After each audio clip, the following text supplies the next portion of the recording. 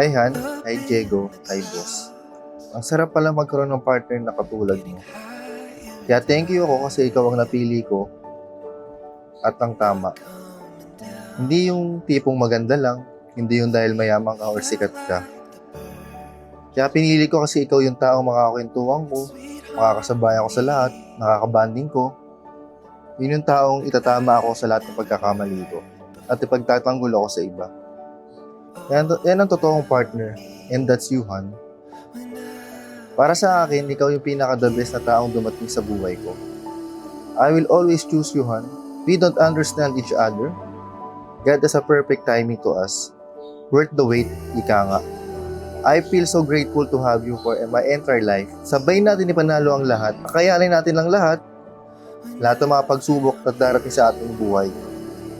At darating ang isang araw, tayo ay uupo at magsasama at sasabihin ang mahirap pero nagawa natin. Hindi na tayo pwede maghiwalay.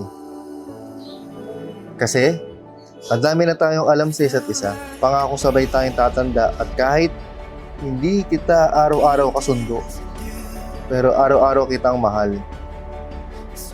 Kahit sa mga panahong sablay-sablay na natin at ikaw pa rin ang pipiliin ko. Hindi man natin mabuo ang isang linggo nang hindi nag-aaway. Pero sana, mabuo natin ng habang buhay na hindi naghiwalay. Han, mahal na mahal kita. Hi, Han. First of all, I wanted to thank God for bringing you to my life and making you as my other.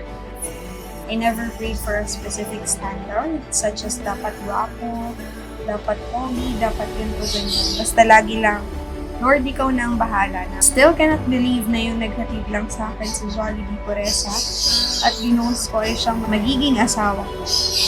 I am so happy that 8 years ago didn't work out kasi for me, you got my best version. I just wanted you to know that I am genuinely happy kasi ikaw ang binigay mo. Lalong-lalo na sa walang sawang pagpapakita ng maganda sa pamilya ko kasi yun naman talaga. You're not just marrying me, but you're marrying my family and dagdag points yun sa akin.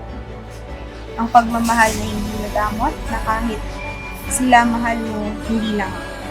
Ayun lang, sana isa tayo sa mga mag-asawang kamatayan na ang makapag-iniwan. I love you, Efekasi.